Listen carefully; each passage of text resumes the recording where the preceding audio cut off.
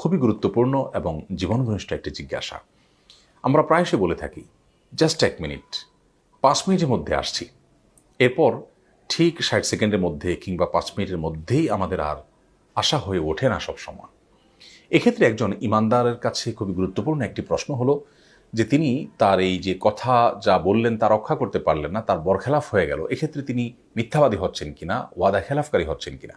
কোরআন কারীমে আল্লাহ রাব্বুল আলামিন জান্নাতুল ফেরদাউসের অধিকারী যারা হবেন তাদের বৈশিষ্ট্যের আলোচনা করতে গিয়ে বলেছেন, ওয়াল্লাযীনা হুম লিআমানাতিহিম ওয়া আহদিহিম রাউন, যারা তাদের আমানত এবং ওয়াদা রক্ষা করা, যা কথা বলেন সেটা রক্ষা করার ব্যাপারে দায়িত্বশীল এবং যত্নবান হন, এই মানুষগুলো জান্নাতুল ফেরদাউসের অধিকারী হবেন। যা বলবো তা করব, যা করতে পারবো না তা আমরা বলবো না।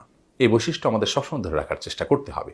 যদিও 1 মিনিটের কথা বলে, জাস্ট 1 মিনিট বলে যদি কেউ 2-3 মিনিট পরে আসেন বা 4-5 মিনিট পরে আসেন, তাহলে সেক্ষেত্রে তিনি আক্ষরিক অর্থে ওয়াদা খেলাফকারী এবং মিথ্যাবাদী হয়ে গেলেও আশা করা যায় এর কারণে তিনি আল্লাহ তাআলার কাছে মিথ্যাবাদী কিংবা ওয়াদা খেলাফকারীর যে অপরাধ, সেই অপরাধের অপরাধী তিনি হবেন না। খুবই গুরুত্বপূর্ণ এবং জীবন ঘনিষ্ঠ একটি জিজ্ঞাসা।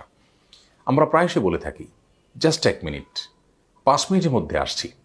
এরপর ঠিক 60 সেকেন্ডের মধ্যে কিংবা 5 মিনিটের মধ্যেই আমাদের আর আশা হয়ে ওঠে না সবসময়। এক্ষেত্রে একজন ইমানদারের কাছে খুবই গুরুত্বপূর্ণ একটি প্রশ্ন হলো যে তিনি তার এই যে কথা যা বললেন তা রক্ষা করতে পারলেন না, তার বরখেলাফ হয়ে গেল। এক্ষেত্রে তিনি মিথ্যাবাদী হচ্ছেন কিনা, ওয়াদা খেলাফকারী হচ্ছেন কিনা। কোরআন কারীমে আল্লাহ রাব্বুল আলামিন জান্নাতুল ফেরদাউসের অধিকারী যারা হবেন তাদের বৈশিষ্ট্যের আলোচনা করতে গিয়ে বলেছেন, ওয়াল্লাযীনা হুম লিআমানাতিহিম ওয়া আহদিহিম রাউন, যারা তাদের আমানত এবং ওয়াদা রক্ষা করা, যা কথা বলেন সেটা রক্ষা করার ব্যাপারে দায়িত্বশীল এবং যত্নবান হন, এই মানুষগুলো জান্নাতুল ফেরদাউসের অধিকারী হবেন। যা বলবো তা করব, যা করতে পারবো না তা আমরা বলবো না। এই বৈশিষ্ট্য আমাদের সবসময় ধরে রাখার চেষ্টা করতে হবে।